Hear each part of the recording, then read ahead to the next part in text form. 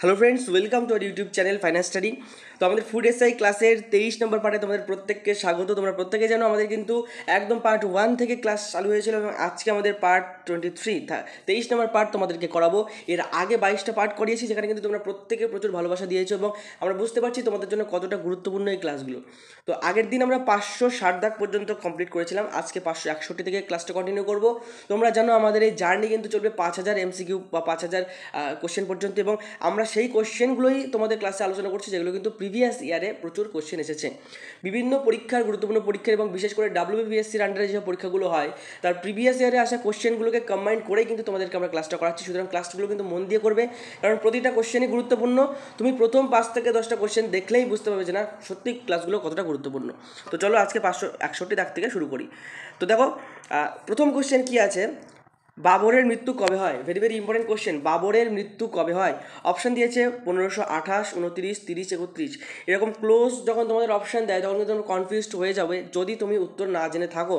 তো সঠিক উত্তর কী হবে? বাবরের মৃত্যু কিন্তু 1530 খ্রিস্টাব্দে কিন্তু হয়ে থাকে, 1530। নেক্সট দেখো, কিছু কিছু কোশ্চেন এখানে যেরকম এই কোশ্চেনটা তোমাদের লাগবে না, তার কারণ কি, এটা প্রিভিয়াস ইয়ারে আসা কোনো এক সালের কারেন্ট অ্যাফেয়ার্সের কোশ্চেন। তো সেই সালের কারেন্ট অ্যাফেয়ার্স তো আমাদের জেনে এখন লাভ নেই, সেজন্য লাগবে না। যেগুলোকে পড়তে বারণ করবো সেগুলো যেন পড়বে না, ঠিক আছে? পরবর্তী যেটা লাগবে, দেখো, লজ্জাবতী উদ্ভিদের কোন চলন দেখা যায়? ভেরি ভেরি ইম্পর্টেন্ট, জীবন বিজ্ঞানে তোমরা পড়েছো লজ্জাবতী উদ্ভিদে কোন চলন দেখা যায়, ক্লাস 9-এ পড়েছো। তো সঠিক উত্তর কী হবে? সিসমোন্যাস্টি চলন। সিসমোন্যাস্টি চলন কিন্তু লজ্জাবতী উদ্ভিদে দেখা যায়, ঠিক আছে? পরবর্তী যে কোশ্চেন সেটা দেখো, যেটা লাগবে তোমাদের,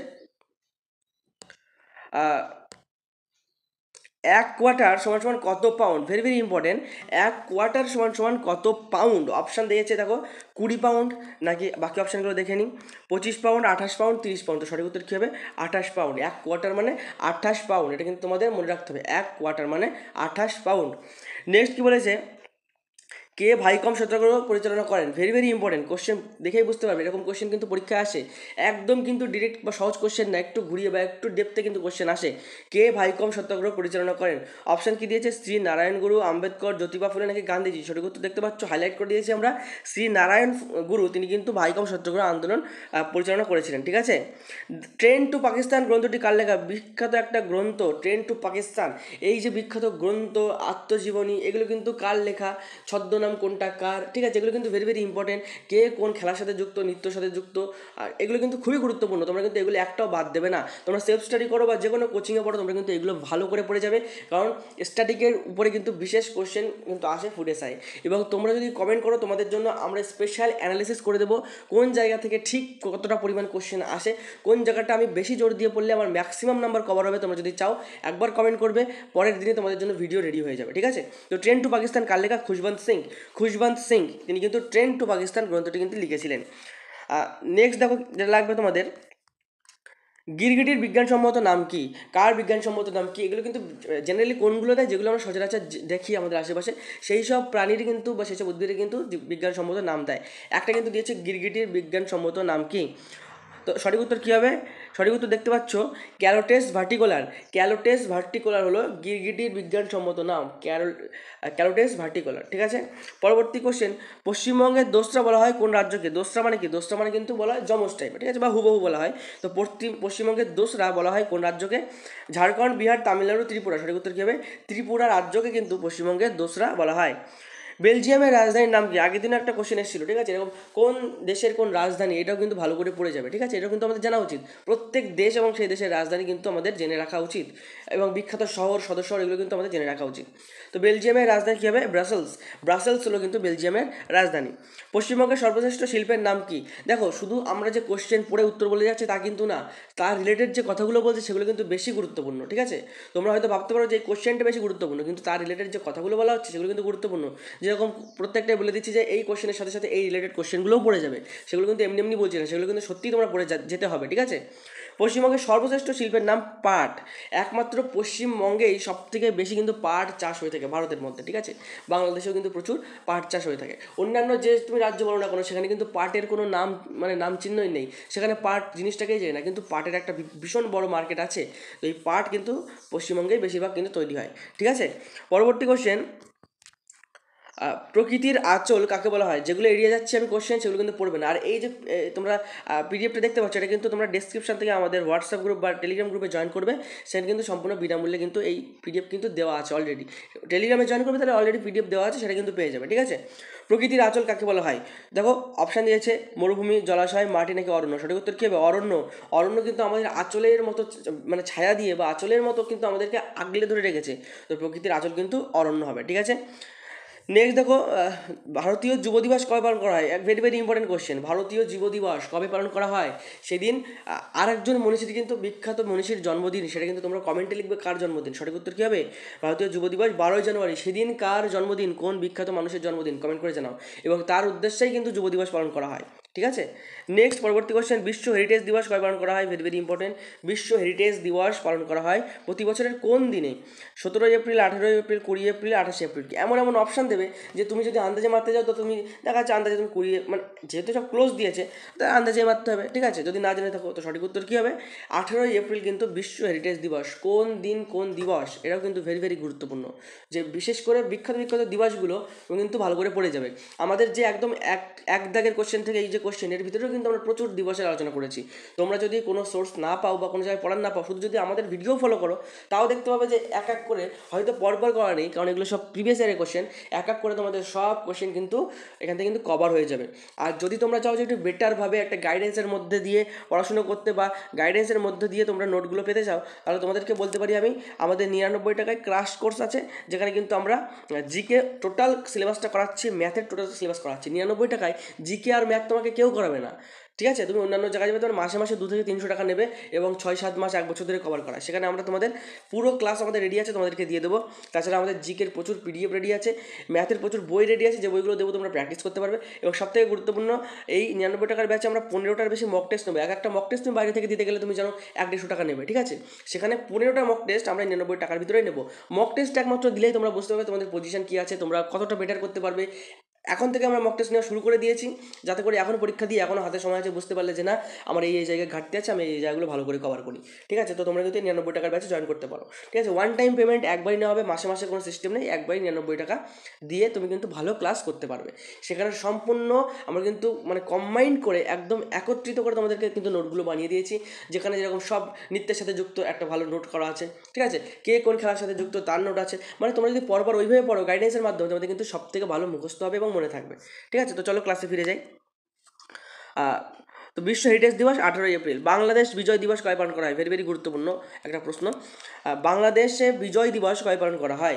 আমরা ভাবতে পারি বিজয় দিবস, তাহলে আমরা জানি যে আমাদের স্বাধীনতা হয়েছিল 15ই আগস্ট, তাহলে ওদের হয়েছিল 14ই আগস্ট, তাহলে ওরা হয়তো 14ই আগস্ট পাগস্ট করবে। ওরকম কিছুই না, ওদের বিজয় দিবস কিন্তু সম্পূর্ণ আলাদা। 16ই ডিসেম্বর ওরা কিন্তু বিজয় দিবস পালন করে থাকে, ঠিক আছে? পশ্চিমবঙ্গে কোথায় রবারের চাষ হয়? পশ্চিমবঙ্গে কোথায় রবারের চাষ হয়? সঠিক উত্তর কী হবে? জলপাইগুড়িতে। জলপাইগুড়িতে কিন্তু রবারের চাষ হয়। তোমাদের একটা কথা বলা হয়নি, তোমরা 99 টাকার ব্যাচে জয়েন করতে গেলে কীভাবে আমার সাথে যোগাযোগ করবে? তার জন্য আমি হোয়াটসঅ্যাপ নাম্বার দিচ্ছি 8207092579। দেখো এই নাম্বারে হোয়াটসঅ্যাপ করে ফুড এসআই বলে লিখবে, তোমাদেরকে গাইড করে নেবো। প্রতিদিন আমাদের এই ভিডিও থেকে কিন্তু প্রচুর ছেলেমেয়ে কিন্তু প্রচুর স্টুডেন্ট কিন্তু আমাদের সাথে যোগাযোগ করছে, আমাদের ব্যাচে জয়েন করছে এবং 99 টাকার ব্যাচ জয়েন করছে। অনেকে কিন্তু তার থেকে বড় বড় যে ব্যাচ আছে, মানে একসাথে 2-3টে পরীক্ষা কভার হচ্ছে, 2-3টে এক্সাম কভার হচ্ছে, তারা কিন্তু সেই ব্যাচগুলোও জয়েন করছে। তোমাদের জন্য আমি একটা কথা বলে রাখছি, আমাদের 99 টাকার ব্যাচ কিন্তু লিমিটেড, ঠিক আছে? তুমি পরীক্ষার 2 দিন আগে গিয়ে যদি বলো আমি ব্যাচ জয়েন করবো, তখন ব্যাচ জয়েন করেও কিচ্ছু হবে না, ঠিক আছে? সুতরাং আমরা ব্যাচ জয়েন করাবো না, আমাদের সময়ও লিমিটেড, তারপর থেকে আমরা জয়েন করাবো না, ঠিক আছে? এবং আমাদের সিটও লিমিটেড, আমরা লিমিটেড স্টুডেন্ট নিয়েই ভালোভাবে পড়াতে চাই। তোমরা যদি চাও তা দেরি না করে এই নাম্বারে হোয়াটসঅ্যাপ করবে, ঠিক আছে? আমরা কিন্তু বেশি দিন এইটা কিন্তু চালু রাখবো না, তবে হ্যাঁ ইউটিউবে কিন্তু আমাদের ফ্রি ক্লাস যেমন আসছে সেরকম কিন্তু আসতে থাকবে। তো এই নাম্বারে হোয়াটসঅ্যাপ করবে, তোমাদের সম্পূর্ণ গাইড করে নেবো। জলপাইগুড়িতে কিন্তু রবারের চাষ সবথেকে বেশি হয়। পরবর্তী কোশ্চেন, রাত্রিবেলা কোন গ্রহকে সবচেয়ে বেশি উজ্জ্বল দেখায়? সবারই জানা কোশ্চেন, শুক্র গ্রহকে। পশ্চিমবঙ্গের ক্ষুদ্রতম প্রতিবেশী দেশ কোনটি?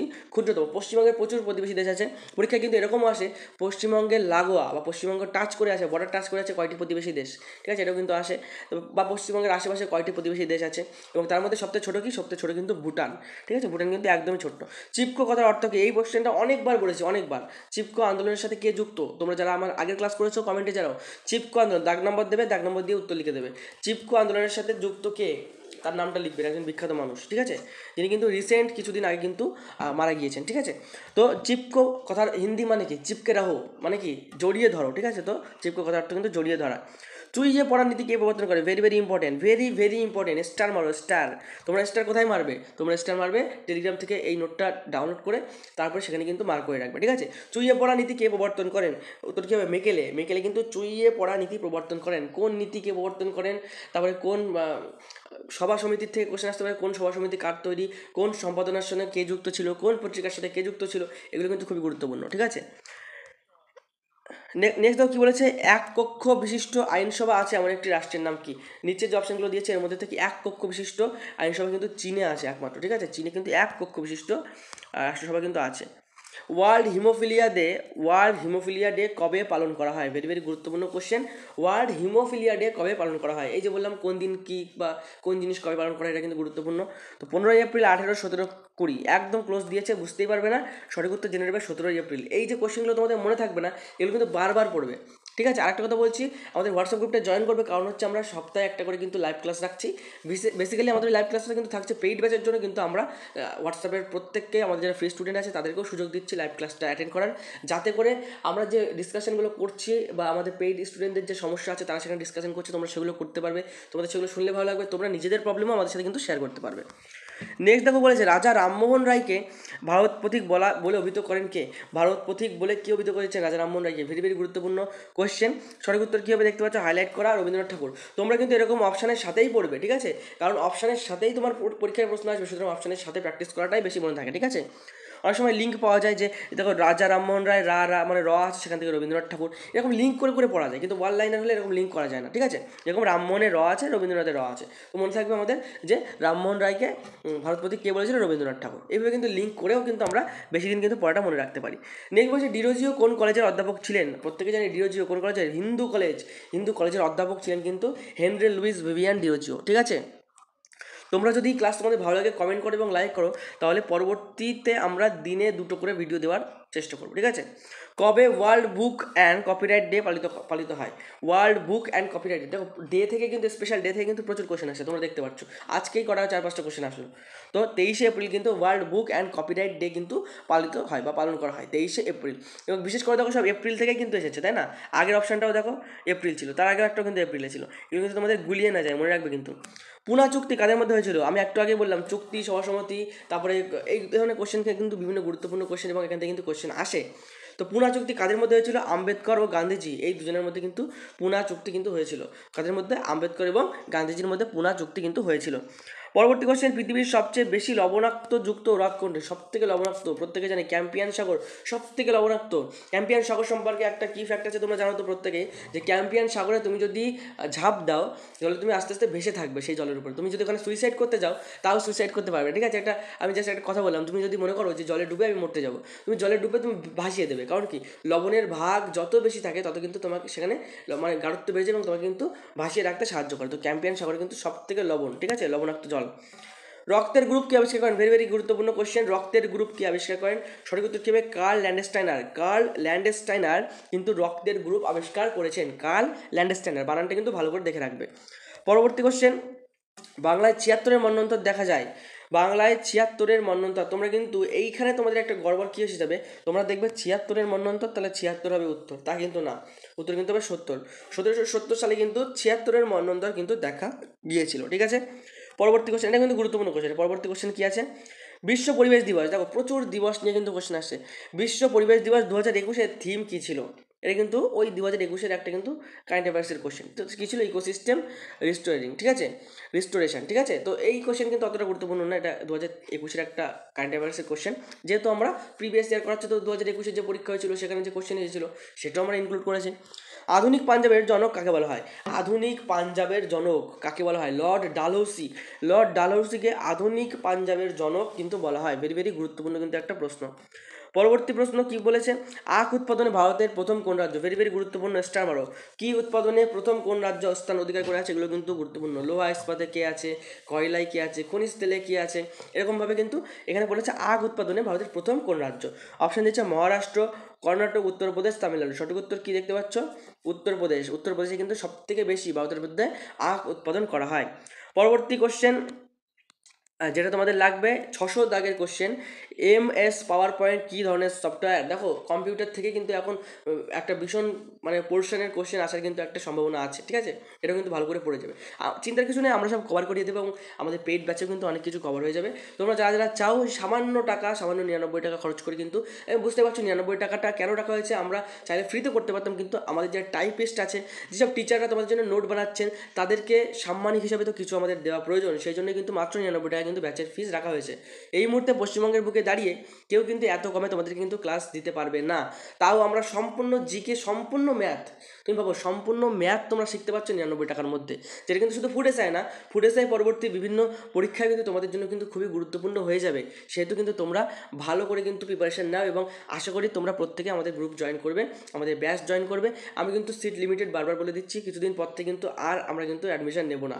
তো MS পাওয়ার পয়েন্ট কী ধরনের সফটওয়্যার, সঠিক উত্তর কী হয়ে যাবে, presentation software. MS power point presentation software. MS পাওয়ার পয়েন্টের মাধ্যমে কিন্তু আমরা PPT বানাই বা বিভিন্ন রকমের ডকুমেন্টেশন বানাই, বিভিন্ন রকম PPT বানিয়ে কিন্তু আমরা প্রেজেন্টেশন করি, ঠিক আছে। তো MS পাওয়ার পয়েন্ট হচ্ছে প্রেজেন্টেশন সফটওয়্যার, ঠিক আছে। তো আজকের ভিডিও এই পর্যন্তই ছিল। যারা ভর্তি হতে চাও, আজকে 6টা কোশ্চেন কিন্তু আমরা কমপ্লিট করলাম, ঠিক আছে। যারা ভর্তি হতে চাও আমাকে ওই হোয়াটসঅ্যাপ নাম্বার দিয়েছিলাম, ওটাতে মেসেজ করবে। আর বলছি যে তোমরা ডেসক্রিপশান থেকে আমাদের হোয়াটসঅ্যাপ এবং যে টেলিগ্রাম গ্রুপ কিন্তু জয়েন করে নেবেন, ঠিক আছে। নাম্বারটা আরেকবার দিয়ে দিচ্ছি, 8207092579, এই নাম্বারে হোয়াটসঅ্যাপ করবে ফুড এসআই বলে, ঠিক আছে। দেরি না করে হোয়াটসঅ্যাপ করো, যত দেরি করবে তত তুমি পিছোবে, ঠিক আছে। আমাদের তো সব ক্লাস হচ্ছে এদিকে, তুমি পিছোতে থাকবে, ঠিক আছে। তো চলো আজকে ক্লাস এখানে শেষ করছি আমি প্রীতম স্যার, দেখা হবে কোনো পরবর্তী ক্লাসে এর নেক্সট পার্টে, তার জন্য তোমরা অপেক্ষা করো, বন্ধুদের কাছে ভিডিওটা শেয়ার করো। তো ততক্ষণ পর্যন্ত সুস্থ থেকো, ভালো থেকো, পড়াশোনা করতে থাকো। জয় হিন্দ, জয় ভারত।